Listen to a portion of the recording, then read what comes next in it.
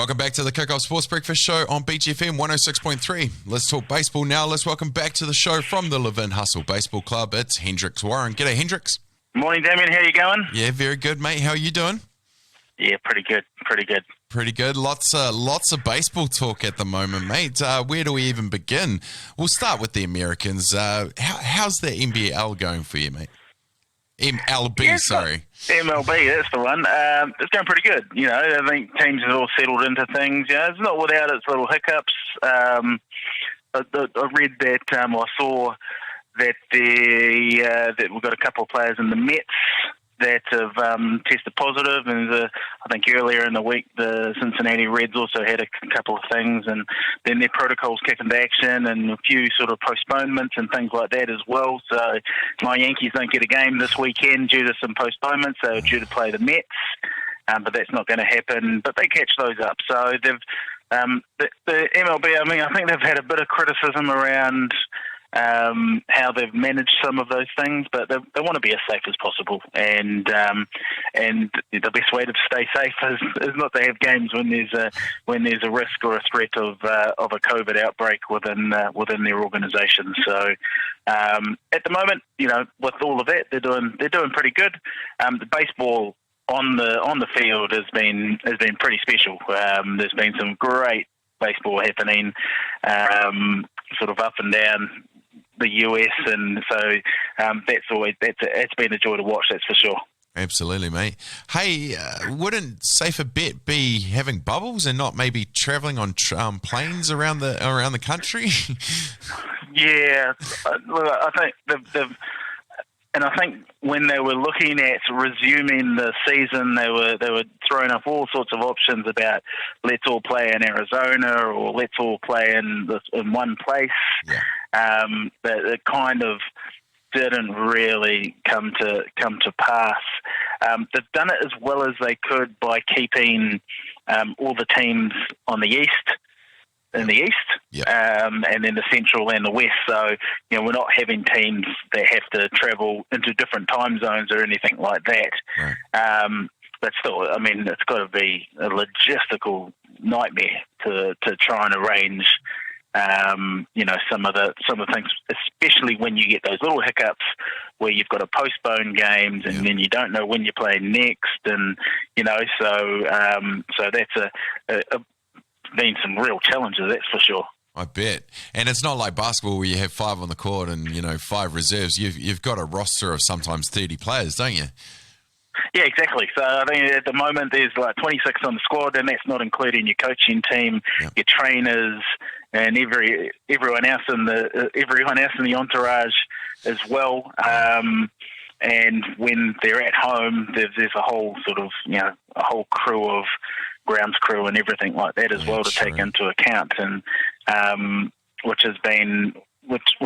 must be, again, a real sort of nightmare when things don't quite go to plan with COVID. But you know, COVID doesn't wait for anyone, doesn't it? No, it doesn't. Well, we still have games that have been played. So what have been your standouts over the last week?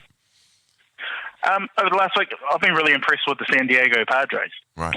Padres have been playing really, really good baseball, and they had a bit of an MLB first this week just gone, where they've had 4 games in a row with against the Texas Rangers, and each game they've hit a grand slam. So 4 games with a grand slam in each game, which is the first time that's ever happened in the MLB. Wow. So it's pretty amazing. A little bit of controversy in that first one with Fernando Tatis Jr., who swung away on a 3-0 pitch, which is kind of those little unwritten rules. They were up by 6 at the time. So the unwritten rule is that you give them a little bit of leeway, you don't over hustle and things like that. So he swung away at a 3-0 pitch and hit it over the bleachers with loaded bases, and Texas Rangers weren't too happy about that and threw behind the next hitter. But you know, this is a different game than it was, you know, 5 years ago, let alone 10 or 15 years ago. So it's you know, you've got to let people be able to express themselves and do what they want.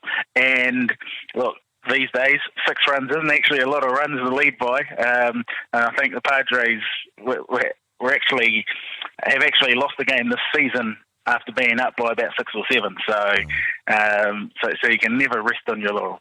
No way.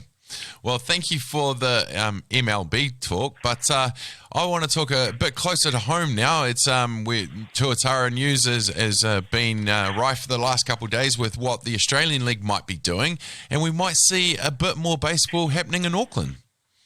Sounds pretty exciting, doesn't it? So the story is that the ABL might, or what they are considering, holding one of the divisions that they have and hosting that in the Auckland region. So having all games at North Harbour Stadium, Tuatara Park, and also including a couple of minor league teams from the San Diego Padres and Texas Rangers organizations, which would be absolutely huge.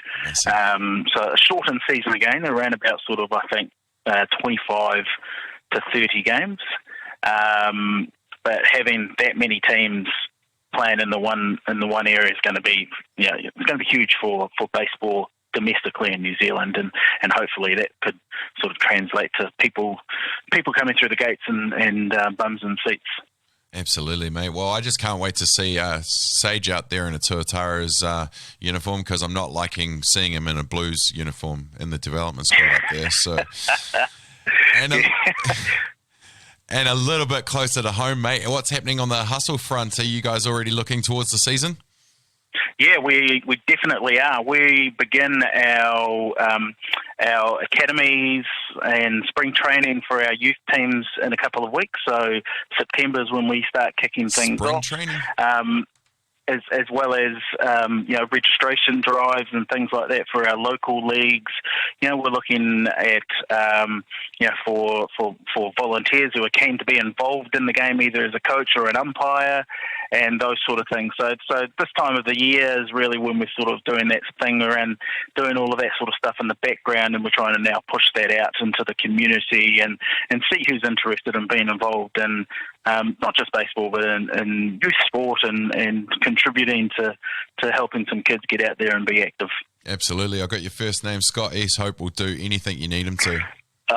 Absolutely. He'll be the first person on the line. Good man.